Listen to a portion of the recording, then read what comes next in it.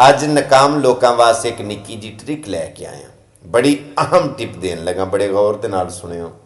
ਜਿਹੜੇ ਲੋਕ ਆਂਦੇ ਨੇ ਜਦੋਜਹਿਦ ਬੜੀ ਕੀਤੀ ਹੈ, ਮਿਹਨਤ ਬੜੀ ਕੀਤੀ ਹੈ, ਸਟਰਗਲ ਕੋਸ਼ਿਸ਼ ਬੜੀ ਕੀਤੀ ਹੈ, ਇੰਨੀ ਮਿਹਨਤ ਕੋਸ਼ਿਸ਼ ਦੇ ਬਾਵਜੂਦ ਵੀ ਅਸੀਂ ਨਾਕਾਮ ਰਹੇ ਹਾਂ, ਕਾਮਯਾਬੀ ਨਹੀਂ ਮਿਲੀ, ਉਹ ਬੜੇ ਗੌਰ ਦੇ ਨਾਲ ਸੁਣ ਲਿਓ ਜੇ।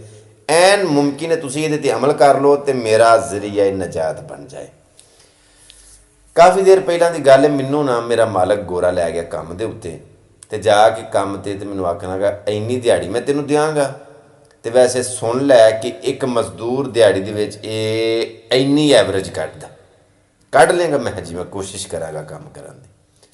ਉਹ ਮੈਨੂੰ ਕੰਮ ਤੇ ਛੱਡ ਕੇ ਤੇ ਆਪ ਹੀ ਟੁਰ ਗਿਆ। ਜਦੋਂ ਦਾ ਟਾਈਮ ਪੂਰਾ ਹੋਇਆ ਨਾ 8 ਘੰਟੇ, ਤੇ ਉਹ ਮਾਲਕ ਆਇਆ ਤੇ ਉਹਨੇ ਆਖਿਆ ਸੀ ਨਾ ਇੱਕ ਮਜ਼ਦੂਰ ਇੰਨੀ ਮਤਲਬ ਐਵਰੇਜ ਕੱਢਦਾ, ਤੇ ਮੈਂ ਉਹਦੇ ਨਾਲੋਂ ਅੱਧੀ, ਬਲਕਿ ਅੱਧੀਓਂ ਵੀ ਥੋੜੀ ਜਿਹੀ ਘੱਟ ਐਵਰੇਜ ਕੱਢੀ।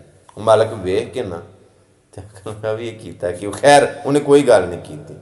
ਇੱਥੇ ਮੈਂ ਇੱਕ ਗੱਲ ਦੱਸਦਾ ਜਾਵਾਂ ਕਿ ਮੈਂ ਆਪਣੇ ਨੂੰ ਬੜੀ ਕੋਸ਼ਿਸ਼ ਕੀਤੀ ਸੀ, ਜਾਣ ਬੁੱਝ ਕੇ ਇੰਜ ਨਹੀਂ ਸੀ ਕੀਤਾ ਕਿ ਇੰਨਾ ਕੁ ਕੰਮ ਕੀਤਾ ਸੀ, ਬੜੀ ਕੋਸ਼ਿਸ਼ ਕਰਕੇ ਫਿਰ ਵੀ ਮੈਂ ਇੰਨਾ ਕਰੀ ਕੰਮ ਕਰ ਪਾਇਆ। ਉਹਦੀ ਜਿਹੜੀ ਮਤਲੂਬਾ ਐਵਰੇਜ ਸੀ ਉਹ ਮੈਂ ਪੂਰੀ ਨਾ ਕਰ ਸਕਿਆ।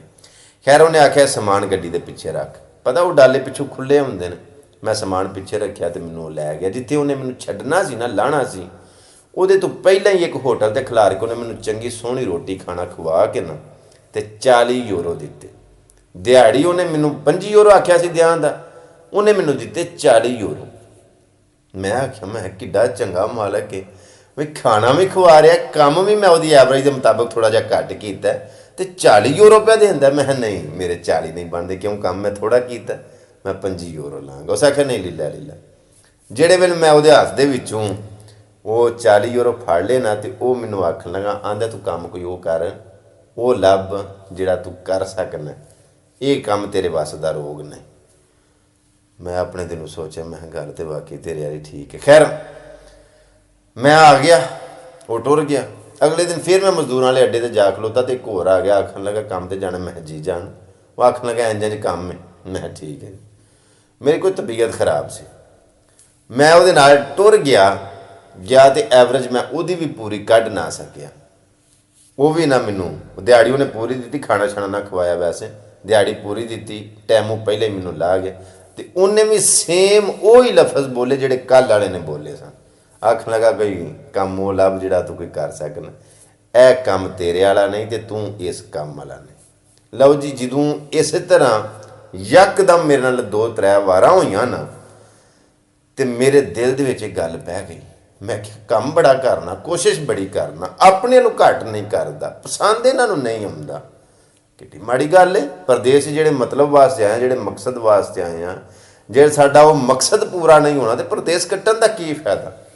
ਮੈਂ ਉਸ ਦਿਨ ਘਰ ਆਇਆ ਤੇ ਜਿਹੜੇ ਉਹ ਸਰਫ ਦੇ ਵਿੱਚ ਕੱਪੜੇ ਭੇਜਦੇ ਸਨ, ਉਹ ਅਕਸਰ ਇਸ ਤਰ੍ਹਾਂ ਹੁੰਦਾ ਕਿ ਕੰਮ ਵਾਲੇ ਕੱਪੜੇ, ਉਹ ਐਡੀ ਇੱਕ ਬਾਲਟੀ ਜਿਹੜੀ ਰੰਗ ਵਾਲੀ ਹੁੰਦੀ ਹੈ ਨਾ, ਉਹਦੇ ਵਿੱਚ ਸਰਫ ਇਸ ਤਰ੍ਹਾਂ ਘੋਲ ਕੇ ਨਾ ਤੇ ਵਿੱਚ ਉਹ ਕੰਮ ਵਾਲੇ ਕੱਪੜੇ ਭੇਜ ਜਾਣੇ ਜਾਂ ਦੂਜੇ ਕੱਪੜੇ ਵੀ ਭੇਜ ਜਾਣੇ ਤੇ ਕੰਮ ਤੇ ਟੁਰ ਜਾਣਾ। ਆਉਂਦਿਆਂ ਨੂੰ ਨਾ ਮਤਲਬ ਕਿ ਉਹ ਜ਼ਰਾ ਕਰ ਜਿਵੇਂ ਮਤਲਬ ਕਹਿੰਦੇ ਨੇ ਸਹੀ ਭੇਜ ਗਏ ਹੁੰਦੇ ਨੇ, ਉਹ ਕੱਪੜੇ ਕੱਢ ਕੇ ਬੁਰਸ਼ ਨਾਲ ਉਹ ਸੋਹਣੇ ਬੜੇ ਸਾਫ਼ ਕਰਕੇ ਨਾ ਧੋ ਧਾ ਕੇ ਉਹ ਕੱਪੜੇ ਤੇ ਉਹ ਸੁੱਕਣੇ ਪਾਣੇ ਹੁੰਦੇ ਆ। ਆ ਕੇ ਮੈਂ ਉਹ ਕੱਪੜੇ ਧੋਤੇ, ਨਹਾਤਾ ਧੋਤਾ, ਇਕੱਲਾ ਹੀ ਮੈਂ ਰਹਿੰਦਾ ਸਾਂ, ਸਫਾਈ ਸੁਥਰਾਈ ਕੀਤੀ ਉਹ ਕਮਰੇ ਦੀ ਜਿੱਥੇ ਮੈਂ ਰਹਿੰਦਾ। ਖਾਣਾ ਛਾਣਾ ਜੋ ਵੀ ਹਲਕਾ ਫੁਲਕਾ ਬਣਾਇਆ ਸੀ ਨਾ, ਖਾ ਕੇ ਨਾ ਤੇ ਮੈਂ ਬੈੱਡ ਦੇ ਉੱਤੇ ਲੇਟ ਗਿਆ। ਬੜੇ ਗੌਰ ਦੇ ਨਾਲ ਸੁਣੋ ਜੀ ਗੱਲ, ਮੈਂ ਮੁਕਾਨ ਲੱਗਾ, ਲੰਮੀ ਗੱਲ ਨਹੀਂ। ਬੈੱਡ ਤੇ ਮੈਂ ਲੇਟ ਗਿਆ ਤੇ ਲਾਈਟ ਮੈਂ ਬੰਦ ਕਰ ਲਈ। ਹਰ ਵਕਤ ਬੰਦੇ ਨੂੰ ਇਹ ਯਕੀਨ ਹੋਣਾ ਚਾਹੀਦਾ ਕਿ ਅੱਲਾਹ ਪਾਕ ਦੀ ਜ਼ਾਤ ਸਾਡੇ ਕੋਲ ਹੈ, ਅੱਲਾਹ ਸਾਨੂੰ ਵੇਖ ਰਿਹਾ ਹੈ, ਅੱਲਾਹ ਸਾਡੀ ਸ਼ਾਹਰਾਗ ਤੋਂ ਹੀ ਕਰੀਬ ਹੈ। ਲੇਕਿਨ ਇਹ ਕੈਫੀਅਤ ਹਰ ਵਕਤ ਬੰਦੇ ਦੀ ਬਣਦੀ ਨਹੀਂ। ਜਦੋਂ ਬੰਦਾ ਕਿਤੋਂ ਠੁਕਰਾਇਆ ਜਾਂਦਾ ਜਾਂ ਜਦੋਂ ਬੰਦੇ ਦਾ ਦਿਲ ਟੁੱਟਦਾ, ਉਦੋਂ ਉਹ ਅੱਲਾਹ ਦੀ ਤਰਫ ਰੁਜੂ ਕਰਦਾ। ਮੈਂ ਬੜਾ ਨੁਕਤਾ ਬਿਆਨ ਕੀਤਾ। ਜਦੋਂ ਬੰਦਾ ਖੁਸ਼ ਹੋਵੇ, ਰਾਜ਼ੀ ਹੋਵੇ, ਟੁੱਕਰ ਜੁੜਦਾ ਰਹੇ, ਸਾਰੇ ਮਾਮਲਾ ਤੈਅ ਹੁੰਦੇ ਰਹਿਣ, ਏਡੀ ਛੇਤੀ, ਮੈਂ ਲਫ਼ਜ਼ ਬੋਲਣਾ ਪਿਆ ਕਿ ਏਡੀ ਛੇਤੀ ਬੰਦੇ ਅੱਲਾਹ ਅੱਲ ਰਜੂ ਨਹੀਂ ਕਰਦੇ। ਐਨ ਮੁਮਕਿਨ ਹੈ ਕਿ ਜਦੋਂ ਬੰਦਾ ਠੁਕਰਾਇਆ ਜਾਵੇ, ਜਦੋਂ ਬੰਦਾ ਮਤਲਬ ਕਿ ਕਿਸੇ ਜਗ੍ਹਾ ਉਹਦਾ ਦਿਲ ਟੁੱਟੇ ਤੇ ਫਿਰ ਉਹ ਅੱਲਾਹ ਦੀ ਤਰਫ ਰਜੂ ਕਰੇ ਤੇ ਸਿਰ ਸਜਦੇ ਸੁੱਟੇ ਤੇ ਫਿਰ ਅੱਲਾਹ ਪਾਕ ਦੀ ਜ਼ਾਤ ਨੂੰ ਯਾਦ ਕਰੇ। ਮੈਂ ਕੀ ਕੀਤਾ, ਲਾਈਟ ਬੰਦ ਸੀ, ਬੈੱਡ ਤੇ ਮੈਂ ਲੇਟਿਆ ਤੇ ਮੈਂ ਇੰਜ ਮਹਿਸੂਸ ਕਰਾਂ ਪਿਆ ਕਿ ਜਿਵੇਂ ਅੱਲਾਹ ਮੇਰੇ ਕੋਲ ਬੈਠਾ, ਅੱਲਾਹ ਮੇਰੇ ਕੋਲ ਬੈਠਾ। ਮੈਂ ਅੱਲਾਹ ਨਾਲ ਗੱਲਾਂ ਕਰਨ ਲੱਗ ਪਿਆ। ਹੁਣ ਤੁਸੀਂ ਇੱਥੇ ਭਾਵੇਂ ਜਿਹੜਾ ਮਰਜ਼ੀ ਨੁਕਤਾ ਫੜ ਲਓ ਤੇ ਜਿਹੜੀ ਮਰਜ਼ੀ ਗੱਲ ਦਾ ਤੁਸੀਂ ਇਸ਼ੂ ਬਣਾ ਲਓ, ਮੈਂ ਅੱਲਾ ਨਾਲ ਗੱਲਾਂ ਕਰਨ ਲੱਗ ਪਿਆ, ਮੈਂ ਅੱਲਾ ਅੱਗੇ ਫਰਿਆਦ ਕਰਨ ਲੱਗ ਪਿਆ, ਮੈਂ ਅੱਲਾ ਅੱਗੇ ਦੁਆ ਕਰਨ ਲੱਗ ਪਿਆ, ਮੈਂ ਅੱਲਾ ਅੱਗੇ ਆਪਣੇ ਹਾੜੇ ਸੁਣਾਉਣ ਲੱਗ ਪਿਆ ਤੇ ਆਪਣੀਆਂ ਸਾਰੀਆਂ ਪਰੇਸ਼ਾਨੀਆਂ ਅੱਲਾ ਅੱਗੇ ਉਦਨ ਰੱਖਣ ਲੱਗ ਪਿਆ। ਮੈਂ ਰੋਣ ਲੱਗ ਪਿਆ ਤੇ ਮੈਂ ਕਿਹਾ ਮੇਰੇ ਸੋਹਣਿਆ ਮਾਲਕਾ ਮੈਨੂੰ ਦੱਸ ਮੈਂ ਕੀ ਕਰਾਂ। ਮੈਂ ਕੰਮ ਤੇ ਜਾਣਾ ਤੇ ਮੈਨੂੰ ਆਂਦੇ ਨੇ ਕੋਈ ਉਹ ਕੰਮ ਲੱਭ ਜਿਹੜਾ ਤੂੰ ਕਰ ਸਕਣਾ, ਤੂੰ ਇਸ ਕੰਮ ਵਾਲਾ ਨਹੀਂ ਤੇ ਇਹ ਕੰਮ ਤੇਰੇ ਵਾਲਾ ਨਹੀਂ, ਤੇਰੇ ਵੱਸ ਦਾ ਰੋਗ ਨੇ।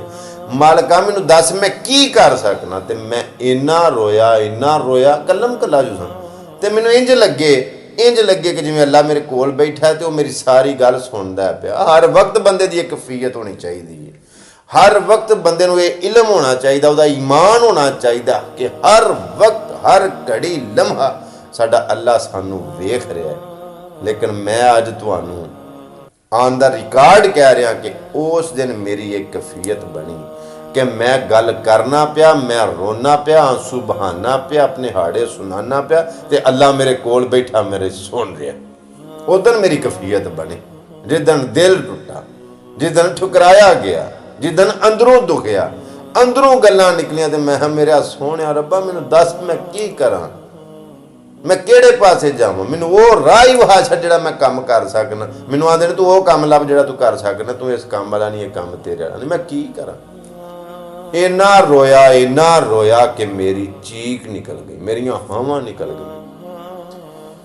ਲਓ ਜੀ, ਰੋ ਕੇ ਨਾ ਜਦੋਂ ਅੱਖਾਂ ਦੇ ਵਿੱਚ ਵਾਵਾ ਪਾਣੀ ਵਗਿਆ, ਅੱਖਾਂ ਧੁੱਪ ਗਈਆਂ ਤੇ ਮੈਂ ਸੌਂ ਗਿਆ। ਵੈਸੇ ਇਹ ਨਹੀਂ ਮੈਨੂੰ ਪਤਾ ਲੱਗਾ ਕਿ ਨੀਂਦਰ ਆ ਕਿਹੜੇ ਵੇਲੇ ਗਈ। ਸੁਬਾਹ ਜਦੋਂ ਮੈਂ ਉੱਠਿਆ ਨਾ, ਓਏ ਹੋਏ ਮੈਂ ਤੁਹਾਨੂੰ ਦੱਸ ਨਹੀਂ ਸਕਦਾ ਕਿ ਮੈਂ ਕਿਵੇਂ ਫਰੈਸ਼, ਕਿਵੇਂ ਮੈਂ ਹਸ਼ਾਸ਼ ਬਸ਼ਾਸ਼ ਇੰਜ ਮੈਂ ਫਰੈਸ਼। ਮੈਨੂੰ ਇੰਜ ਲੱਗੇ ਕਿ ਮੈਂ ਕਿਸੇ ਐਸੇ ਥਾਂ ਗੱਲ ਕਰ ਛੜੀ ਕਿ ਉਹਨੇ ਆਖਿਆ ਛੱਡ ਕੋਈ ਕੰਮਾਂ 'ਚ ਕੰਮ ਦੱਸੇ, ਕੋਈ ਕੰਮ ਹੈ, ਕੋਈ ਕੰਮ ਦੱਸ, ਇਹ ਕੰਮ ਸਾਡੇ ਵਾਸਤੇ ਕਿੰਨਾ ਕੁ ਕੰਮ ਹੈ। ਯਾਰ ਬੰਦਾ ਕਿਸੇ MP MN ਜਾਂ ਕਿਸੇ ਵੱਡੇ ਬੰਦੇ ਨੂੰ, ਕਿਸੇ ਅਹੁਦੇਦਾਰ ਬੰਦੇ ਨੂੰ ਕੋਈ ਕੰਮ ਆਖੇ ਤੇ ਉਹ ਆਖੇ ਛੱਡ ਯਾਰ ਕੋਈ ਕੰਮਾਂ 'ਚ ਕੰਮ ਦੱਸ, ਇਹ ਮੇਰੇ ਵਾਸਤੇ ਕਿੱਡਾ ਕੁ ਕੰਮ ਹੈ। ਮੈਨੂੰ ਇੰਜ ਲੱਗੇ ਕਿ ਮੈਂ ਅੱਜ ਉਹਦੇ ਨਾਲ ਗੱਲ ਕੀਤੀ ਤੇ ਉਧਰ ਉਹਨੇ ਆਸ ਲਿਆ ਕਿ ਇਹ ਕਿੱਡਾ ਕੁ ਕੰਮ ਆ, ਸਾਡੇ ਦਰਬਾਰ 'ਚ ਘੱਟ ਹੈ ਕਿਸੇ ਸ਼ਾਇਦ ਆ ਕੋਈ ਕੰਮਾਂ 'ਚ ਕੰਮ ਦੱਸ। ਮੈਂ ਜਦੋਂ ਰੋਇਆ, ਸੁਬਾਹ ਉੱਠਿਆ ਇੰਜ ਫਰੈਸ਼ ਹਸ਼ਾਸ਼ ਬਸ਼ਾਸ਼, ਮੈਨੂੰ ਇੰਜ ਮਹਿਸੂਸ ਹੋਵੇ ਕਿ ਮੈਂ ਜਿਹੜੀ ਗੱਲ ਕੀਤੀ ਹੈ ਨਾ ਉਹ ਗੱਲ ਕਿਸੇ ਟਿਕਾਣੇ ਤੇ ਅੱਪੜ ਗਈ ਹੈ। ਉਹਨੇ ਐਕਸੈਪਟ ਦੀ ਮੋਹਰ ਲਾ ਛੜੀ ਕਿ ਓਕੇ ਹੋ ਗਿਆ। ਇਹ ਕੀ, ਇਹ ਕੋਈ ਕੰਮ ਆਖੇ। ਲਓ ਜੀ, ਉਦੋਂ ਬਾਅਦ ਅੱਜ ਹੋਰ, ਕੱਲ ਹੋਰ, ਪਰਸੋਂ ਹੋਰ, ਦਿਹਾੜੀ ਲਾਉਣ ਵਾਸਤੇ ਤਰਸਦਾ ਹਾਂ ਪਿਆ। 1200 1400 ਵੀ ਤਨਖਾਹ ਲੱਗ ਗਈ ਜੀ, ਜਿਹੜਾ ਕਿ ਮਤਲਬ ਮੇਰੇ ਵਾਸਤੇ ਉਦੋਂ ਵਾਹ ਸੀ। ਉਸ ਤੋਂ ਬਾਅਦ ਮੇਰੇ ਅੱਲਾ ਨੇ ਮੈਨੂੰ ਇੱਕ ਐਸਾ ਨਾਂ ਦਿੱਤਾ, ਫੇਮ ਦਿੱਤਾ, ਰਿਜ਼ਕ ਦਿੱਤਾ, ਗੱਡੀਆਂ ਦਿੱਤੀਆਂ, ਘਰ ਦਿੱਤੇ, ਇੱਜ਼ਤ ਦਿੱਤੀ, ਹਰ ਸ਼ੈ ਉਸ ਮੇਰੇ ਮਾਲਕ ਨੇ ਮੈਨੂੰ ਦੇ ਛੜੀ। ਮੈਂ ਆਨਾ ਕਿ ਉਸ ਰੋਣ ਤੋਂ ਪਹਿਲਾਂ ਵੀ ਮੇਰੀ ਇੰਜ ਦੀ ਕੈਫੀਅਤ ਨਹੀਂ ਬਣੀ ਔਰ ਉਸ ਰੋਣ ਤੋਂ ਬਾਅਦ ਵੀ ਮੇਰੀ ਉਂਝ ਦੀ ਕੈਫੀਅਤ ਨਹੀਂ ਬਣੀ ਜਿਹੜੀ ਉਦੋਂ ਮੇਰੀ ਕੈਫੀਅਤ ਬਣੀ।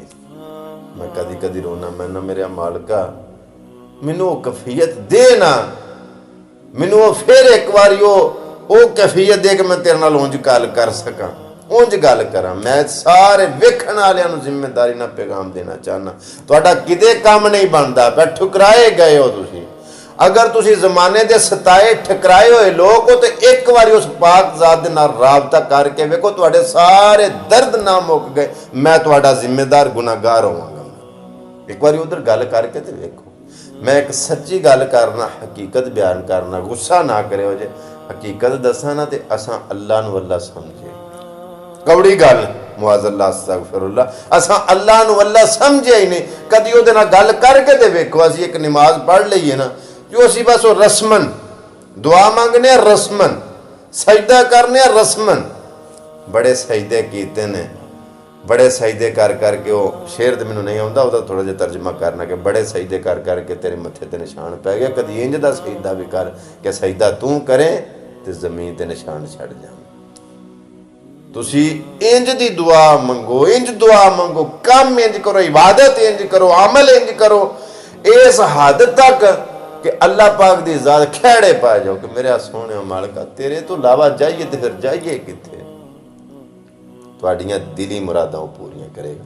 ਨਾਕਾਮ ਲੋਕਾਂ ਨੂੰ ਆਖਰੀ ਬਾਤ ਕਹਿਣਾ ਚਾਹੁੰਦਾ, ਬੜੇ ਹਰਬੇ, ਬੜੀ ਸਟਰਗਲ, ਬੜੀ ਕੋਸ਼ਿਸ਼, ਬੜੀ ਜਦੋਜਹਿਦ ਕਰਨ ਦੇ ਬਾਵਜੂਦ ਅਗਰ ਨਾਕਾਮ ਹੋ ਗਏ ਹੋ, ਇੱਕ ਵਾਰੀ ਉਧਰ ਹਾੜਾ ਕਰਕੇ ਤੇ ਵੇਖੋ। ਮੇਰਾ ਜ਼ਾਤੀ ਤਜਰਬਾ ਹੈ ਕਿ ਉਹ ਨਾ ਉਮੀਦ ਨਹੀਂ ਕਰਦਾ, ਮਾਯੂਸ ਨਹੀਂ ਕਰਦਾ, ਰੱਦ ਨਹੀਂ ਕਰਦਾ, ਠੁਕਰਾਂਦਾ ਨਹੀਂ।